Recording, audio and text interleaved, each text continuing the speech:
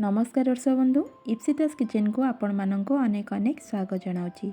आज आम बनैबा गोटे भिन्न और मजेदार रेसिपी दही बेसन बैगन तरकारी जोटा कि नुआ स्टाइल बिना पियाज रसुण रे तैयारी हेले भी तार स्वाद एते जबरदस्त रहिबो भात रुटी सबुथिरे खाइबा समस्त को पसंद आसिबो।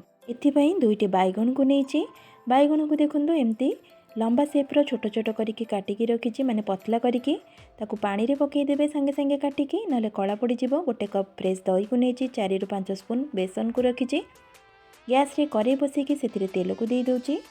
तेल भी देखो एबे गरम हो गलानी। एठी हमें बैगन को सब देदबा। गैस रो फ्लेम को एठी हाई रे रखिबे। देखो सब बैगन को मेटी देदेली ताकू भल से तेल सहित गोले नौची।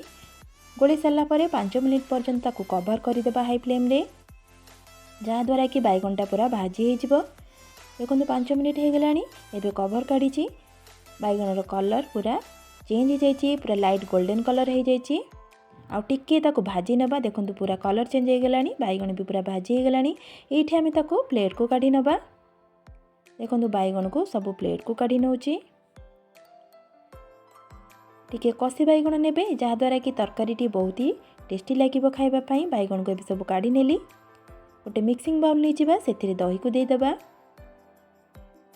बेसन को मध्य ये देदबा, स्वाद अनुसार लुण को देदबा, हाफ स्पून हल्दी पाउडर को ये दे दूची, हाफ स्पून लंका गुंड को ये दूची माने रेड चिली पाउडर को ये दे दूची। अल्प पानी देकी ताकू भल से मिसई नबा। देखो चामच साहाଯ୍य ताकू भल से मिसई नौची जेमती बिल्कुल लम्स न रहिबो सेथिरे नले दही छिंडिला परि लागिबो। ताकू भल से बेसन सहित गोले नौची। भल से ताकू गोले नीली। सेम करी रे आमे तेल आउ टिके देदबा। तेल भी एठे गरम हो गलानी। हाफ चमच सोरिष को ऐड करुची, हाफ चमच जीरा को ये दे दूची। जीरा सोरिष एबे भी देखंतु फुटी आसलानी। जीरा सोरिष ये भी फुटी आसलानी। एठी मो भुर्सुंग पत्र को ऐड करुची।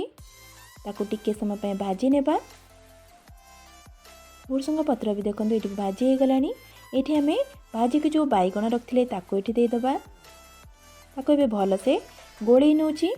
20 ରୁ 25 सेकंड पर्यंत ताकू आउ टिके भाजी नेबा। एमती तापरे जो दही और बेसन को गोले की रखिले ताकू ये देदबा। एक दे सारा पर आपण माने गैस रो फ्लेम को पूरा लो कर देबे नहले दही छिंडिबार बहुत चांस थाए। ताकू 5 मिनिट पर्यंत टिके फुटई नेबा। देखंतु एठी पूरा ग्रेवीटा मोटा ही आसलानी। एतिकी ही ग्रेवी रखिबे। आम ये गैस रो फ्लेम को ऑफ कर नेबा।